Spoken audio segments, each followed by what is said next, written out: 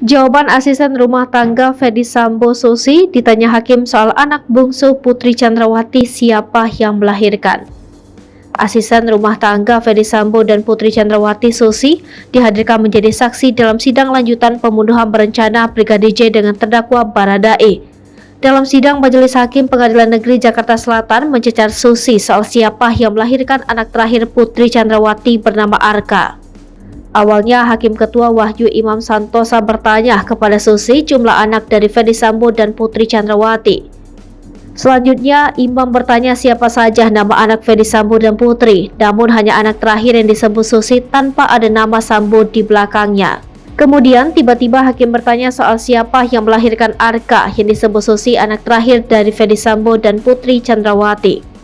Dalam hal ini, Hakim bertanya sampai 3 kali terkait hal itu dan selalu dijawab Susi jika Arka merupakan anak dari Putri Chandrawati yang lahir pada 23 Maret 2021. Susi dianggap Hakim berbohong. Ketua Majelis Hakim Wahyu Iman Santosa menyemprot Susi karena keterangannya berubah-ubah. Dalam sidang itu, Susi dinilai tidak kooperatif dan berbohong dalam memberikan keterangan. Awalnya, Ketua Majelis Hakim Wahyu menanyakan Susi soal kepindahan keluarga Ferdy Sambo dari Jalan Bangka Kembang ke Jalan Saguling, Jakarta pada 2021 lalu. Lalu Hakim menanyakan Susi apakah istri Ferdy Sambo, Putri Chandrawati, ikut pindah ke Jalan Saguling. Kemudian Susi pun terdiam dan tidak menjawab pertanyaan Hakim tersebut. Lalu, Hakim kembali mencecar apakah Ferdy Sambo sering mendatangi Jalan Saguling menemui istrinya kepada Susi. Lalu Hakim pun kembali menanyakan pertanyaan yang sama kepada Susi. Namun kali ini jawaban Susi justru berbeda soal seberapa sering Ferdy Sambo tinggal di Jalan Saguling.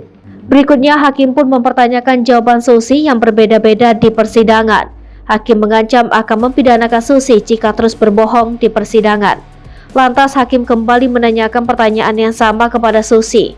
Kemudian Susi pun menjawab bahwa Ferdy Sambo sering datang dan menginap di rumahnya di Jalan Saguling bersama Putri.